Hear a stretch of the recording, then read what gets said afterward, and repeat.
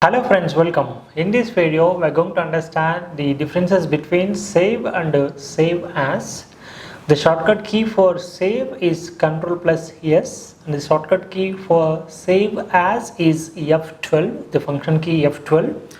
So just to make you understand, I have opened a document number 1. This is the very simple and basic document, that is document number 1. In this document number 1, I'm going to write the text as ABCD. What is the text is available in the document number 1 is what? ABCD.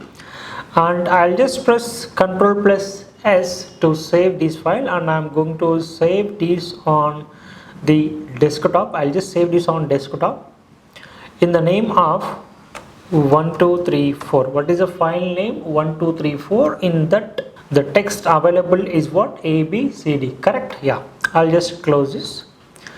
So there is a file on the desktop having name as 1234. If you open the document, there is a text available is ABCD.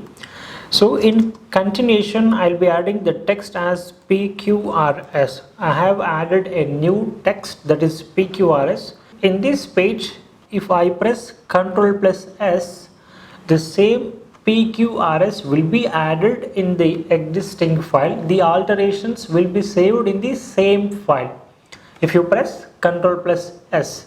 But what I want is, I don't want to disturb the 1234 file which is having the text of ABCD, but I want to save the ABCD and PQRS in a new file. Then in that such cases, you just press F12 for save as, and here I'm giving the name as 0000 and click on save. So save as is going to create multiple files without disturbing the existing files. If you open 1234, the text will be available is only ABCD, and again I will be opening the 0000 is a file having ABCD along with PQRS.